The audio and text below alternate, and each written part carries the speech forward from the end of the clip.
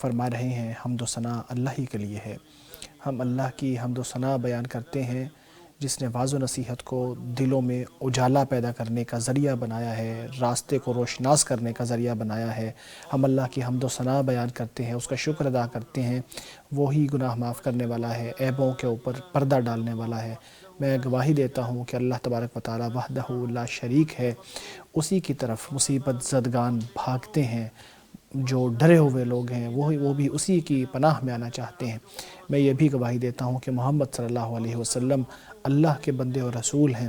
اللہ تعالیٰ نے قیامت سے پہلے آپ صلی اللہ علیہ وسلم کو بھیجا تاکہ لوگوں کے لیے رحمت بن کر آئیں۔ اللہ کی رحمتیں ہوں آپ صلی اللہ علیہ وسلم پر، آپ صلی اللہ علیہ وسلم کے اہل بیت پر جو کہ مسلسل توبہ کرنے والے تھے، صحابہ کرام پر بھی اور تابعین پر بھی، اور تابعین کے بعد تبع تابعین اور قیامت تک ان کی پیروی کرنے والوں پر بھی۔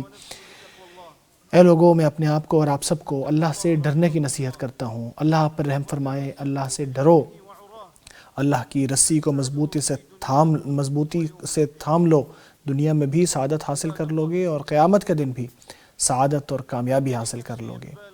اللہ کے بندو، نفس کبھی توانا ہوتا ہے اور کبھی تھکا ہوا ہوتا ہے، کبھی نیکی کی طرف مائل ہوتا ہے، کبھی برائی کی طرف مائل ہوتا ہے۔ اس کا علاج کرنا چاہیں تو قرآن کریم اور احادیث مبارکہ کی طرف جانا چاہیے، انہی میں اس کی دوا ہے، اور یہی بہت بڑی نعمت ہے جو اللہ تبارک و تعالیٰ نے اپنے بندوں کو عطا فرمائی ہے۔ جیسا کہ اللہ تعالیٰ کا فرمان ہے، اے لوگو آپ کے پاس واعظ و نصیحت آ گئی ہے آپ کے رب کی طرف سے، اس میں دلوں کی شفا ہے، اہل ایمان کے لیے ہدایت بھی ہے، رحمت بھی ہے۔ کہہ دیجئے کہ اللہ کے فضل اور اس کے رحمت سے خوش ہو جائیں، یہ اس چیز سے بہتر ہے جو لوگ جمع کر رہے ہیں۔ جو واعظ و نصیحت ہے یہ اللہ تبارک و تعالیٰ کی عملی صفات میں سے بھی ہے، جو اللہ تبارک و تعالیٰ نے خود اپنے ذمے لیا ہے۔ اللہ تبارک و تعالیٰ نے فرمایا ہے، اللہ کی نعمت کو یاد کرو کہ اللہ نے آپ کے اوپر کتاب نازل کی ہے جس کے ذریعے وہ آپ کو واعظ و نصیحت کرتا ہے۔ اللہ تعالیٰ سے ڈرو، اللہ تبارک و تعالیٰ ہر چیز کا علم رکھتا ہے۔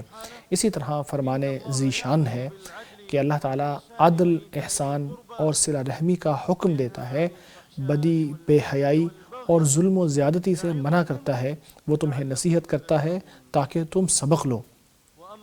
اسی طرح اللہ تبارک و تعالیٰ نے نبی اکرم صلی اللہ علیہ وسلم کو یہ حکم دیا کہ وہ قوم کو واعظ و نصیحت کریں۔ اللہ کا فرمان ہے، یہ لوگ وہ ہیں کہ جن کے دلوں کا حال اللہ جانتا ہے، تو ان سے منہ پھیر لیجئے، ان کو واعظ و نصیحت کیجئے اور ان کو ایسے الفاظ میں واعظ و نصیحت کیجئے جو ان کے دلوں میں اثر کرے۔ نبی اکرم صلی اللہ علیہ وسلم نے خود یہ کام کیا۔ یہ بہت بڑی نیکی ہے جو اللہ تبارک و تعالیٰ کے ہاں جسے کنسیڈر کیا جاتا ہے واعظ و نصیحت۔ اچھی نصیحت گزشتہ اسلاف کا طریقہ ہے، چاہے وہ انبیاء علیہ السلام ہوں یا وہ دوسرے نیک لوگ ہوں۔ اللہ کا فرمان ہے، یاد کیجئے لقمان علیہ السلام کو جب انہوں نے اپنے بیٹے سے کہا تھا، اے میرے بیٹے شرک نہ کرنا، شرک بہت بڑا ظلم ہے۔ بہترین واعظ و نصیحت اور ایسا واعظ کہ جو سب سے زیادہ اثر رکھنے والا ہے وہ اللہ تبارک و تعالیٰ کی کتاب ہے۔ اللہ تعالیٰ کی کتاب، اسی کے ذریعے دلوں کو زندگی ملتی ہے، جسموں کو بھی زندگی ملتی ہے، روح کو غذا ملتی ہے، انسان کے دل کو غذا ملتی ہے۔ اللہ کا فرمان ہے، ہم نے آپ کے اوپر روح نازل کی ہے۔ آپ کو پہلے معلوم نہیں تھا کہ ایمان کیا ہے، قرآن کیا ہے۔ ہم نے اس کو نور بنایا جس کے ذریعے ہم اپنے بندوں کو راستہ دکھاتے ہیں۔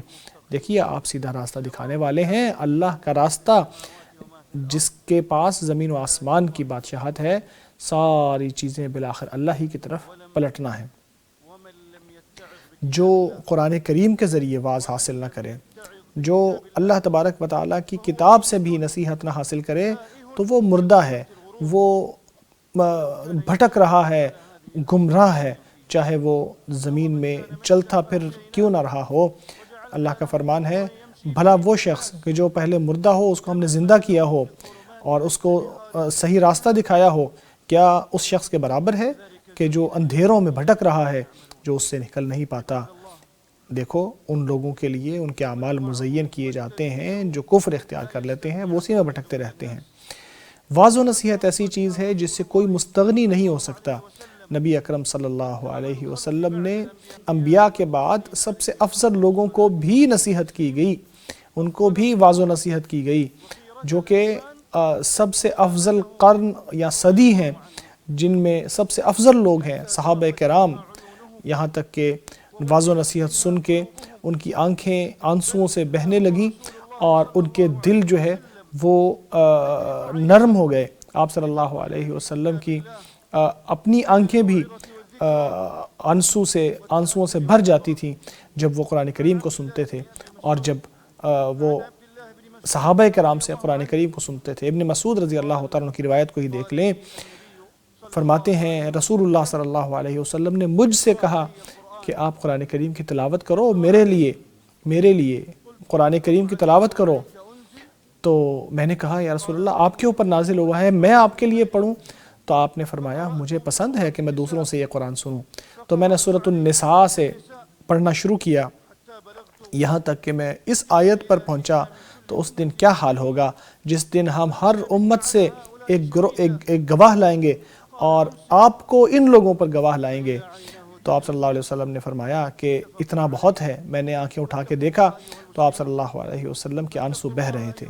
تو اے مسلمانوں، اللہ سے ڈرو، اپنے نفس کا جائزہ لیتے رہو، اپنے بھائیوں کو بھی دیکھتے رہو، اپنے پیاروں کو بھی دیکھتے رہو، ان کا خیال رکھو، ان کو واعظ و نصیحت کرو، کیونکہ دلوں پر زنگ آ جاتا ہے جیسے لوہے پر زنگ آتا ہے، اور دلوں کو صاف کرنے کا طریقہ قرآن کریم کی تلاوت ہے اور واعظ و نصیحت ہے۔ میں اسی پر اکتفا کرتا ہوں، اپنے لیے، آپ کے لیے اور تمام مسلمانوں کے لیے اللہ سے معافی مانگتا ہوں۔ آپ بھی اسی سے معافی مانگو، وہ معاف کرنے والا اور رحم فرمانے والا ہے۔ فرما رہے ہیں حمد و ثنا اللہ ہی کے لیے ہے، ایسی حمد و ثنا جو بہت اچھی بابرکت ہو، جو پاکیزہ ہو، جیسی ہمارے رب کو پسند ہے، جس سے وہ راضی ہو۔ میں گواہی دیتا ہوں کہ اللہ وحدہ لا شریک ہے، چھپی چیزوں کو بھی جانتا ہے اور رازوں کو بھی جانتا ہے۔ میں گواہی دیتا ہوں کہ محمد صلی اللہ علیہ وسلم اللہ کے بندے اور رسول ہیں۔ جو سنت کے اوپر قائم رہتا ہے وہ صحیح راستے کو پا لیتا ہے۔ اللہ کی رحمتیں ہوں آپ صلی اللہ علیہ وسلم پر، آپ صلی اللہ علیہ وسلم کے صحابہ کرام پر، جو خشیت اور تقوی اختیار کرنے والے تھے۔ اس کے بعد میں یہ کہوں گا کہ اے اللہ کے بندو، یاد رکھو کہ واعظ و نصیحت سے وہی شخص صحیح فائدہ حاصل کرتا ہے، وہی شخص اس کا صحیح فائدہ اٹھاتا ہے جو دل سے اللہ کی طرف متوجہ ہو جائے، جو اللہ کی کتاب سے ہدایت حاصل کرنے کی کوشش کرے۔ اللہ تبارک و تعالیٰ کا فرمان ہے، قرآن کریم کے ذریعے یاد دہانی کراؤ اس شخص کو جو اللہ سے ڈرنے والا ہے۔ یہی ہر مصلح کا مقصد ہے اور ہر واعظ و نصیحت کرنے والے کا ذریعہ اور اس کا جو مقصد ہے وہ ہے۔ نبی اکرم صلی اللہ علیہ وسلم نے بھی یہی مقصد حاصل کیا۔ فرمایا، اللہ تعالیٰ کا فرمان ہے، کہہ دیجئے کہ میرا یہی راستہ ہے کہ میں بصیرت کی بنیاد کے اوپر اللہ کی طرف بلاتا ہوں، میں بھی اور وہ بھی لوگ جو میری بات مانتے ہیں، اور میں مشرکوں میں سے نہیں ہوں۔ اور واعظ و نصیحت میں یہ خیال رکھنا چاہیے کہ اس کے اندر اختصار بھی ہو، اس کے اندر جامعیت بھی ہو، ایسے نہ ہو کہ لوگ اکتا جائیں اور معاملہ الٹ ہو جائے، شریعت سے اکتا جائیں، جس سے ہماری شریعت تو پاک ہے کہ کوئی اس سے اکتائے۔ نبی اکرم صلی اللہ علیہ وسلم بھی واعظ و نصیحت روزانہ نہیں کرتے تھے۔ آپ صلی اللہ علیہ وسلم کبھی نصیحت کرتے اور کبھی نہ کرتے، تاکہ لوگ جو ہیں وہ تنگ نہ پڑ جائیں، اکتا نہ جائیں۔ یہ حدیث متفق علیہ ہے۔ اس کے بعد میں یہ نصیحت کروں گا آپ کو کہ آپ نبی اکرم صلی اللہ علیہ وسلم پر درود و سلام بھیجو، جیسا کہ اللہ نے آپ کو حکم دیا ہے۔ اللہ کا فرمان ہے، اللہ اور اس کے ملائکہ نبی پر درود بھیجتے ہیں۔ اے لوگو جو ایمان لائے ہو، تم بھی ان پر درود و سلام بھیجو۔ اے اللہ، رحمتیں، برکتیں اور بہت سی سلامتیاں اور نعمتیں نازل فرما اپنے بندے اور رسول ہمارے نبی محمد صلی اللہ علیہ وسلم پر۔ اے اللہ، تمام صحابہ کرام سے راضی ہو جا، تابعین سے بھی، اور قیامت تک ان کی پیروی کرنے والوں سے راضی ہو جا۔ ناظرین، یہاں دعاؤں کا سلسلہ شروع ہونے لگا ہے، تو دعاؤں میں شامل ہو جائیے مکہ مکرمہ کی۔ فرما رہے ہیں، اے اللہ، مسلمان پریشان حال لوگوں کی پریشانیاں دور کر دے۔ اے اللہ، جو لوگ قرض دار ہیں ان کے قرض ادا کر دے، ہمارے اور مسلمانوں کے بیماروں کو شفا عطا فرما دے۔ اے اللہ، ہمیں ہمارے ملکوں میں امن عطا فرما دے، ہمارے حکمرانوں اور اماموں کی اصلاح فرما دے، حق کے ساتھ، توفیق کے ساتھ، درست رائے کے ساتھ ہمارے حکمران کی تائید فرما، خادم حرمین شریفین کی تائید فرما۔ اے اللہ، صحت اور عافیت کے ساتھ اس کی زندگی کو طول دے دے، یا اس کو لمبی زندگی عطا فرما دے، اسے اور اس کے ولی عہد کو ان کاموں کی توفیق عطا فرما دے جن میں ملک اور قوم کی فلاح و بہبود ہے، اسلام اور مسلمانوں کی عزت ہے۔ اے اللہ ہمارے فوجی جوانوں کی حفاظت فرما، اے اللہ ہمارے فوجی جوانوں کی حفاظت فرما، اپنی آنکھ سے ان کی نگہبانی فرما جو کبھی سوتی نہیں ہے، اپنی عزت کے ذریعے ان کی مدد فرما جس کا کوئی اندازہ نہیں لگا سکتا۔ اے اللہ ہمارے مسلمان بھائیوں کی مدد فرما، اے اللہ فلسطین میں ہمارے مسلمان بھائیوں کی مدد فرما، اے اللہ ان کی نصرت کرنے والا، ان کا مددگار بن جا، فلسطین اور ہر جگہ ان کی مدد فرما۔ اے اللہ کمزوری کو طاقت میں بدل دے، ان کے خوف کو امن میں بدل دے، اور ان کی پریشانی کو خوشحالی میں بدل دے۔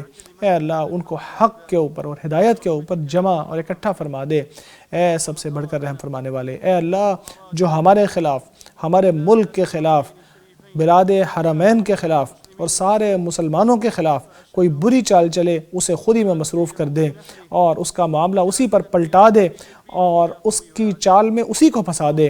تو ہی قوت اور عزت والا ہے۔ اے اللہ قرآن کریم کو ہمارے دلوں کی بہار بنا دے، ہمارے سینوں کا نور بنا دے، ہماری پریشانیوں کا خاتمہ بنا دے۔ اے اللہ جو کچھ ہمیں اس میں سے معلوم نہیں وہ ہمیں سکھا دے، جو بھول گئے ہیں وہ ہمیں یاد کرا دے۔ اے اللہ صبح اور شام ہمیں اس کی تلاوت ویسے کرنے کی توفیق عطا فرما جیسے تجھے اچھی لگتی ہے اور جو تجھے راضی کر دے۔ اے ہمارے رب ہمیں دنیا میں بھی بھلائی دے دے، آخرت میں بھی بھلائی، اور ہمیں آگ کے عذاب سے بچا۔ پاک ہے تیرا رب عزت کا مالک ان باتوں سے جو لوگ بناتے ہیں۔ سلام ہے مرسلین پر، اور ہر طرح کی تعریف اللہ رب العالمین ہی کے لیے ہے۔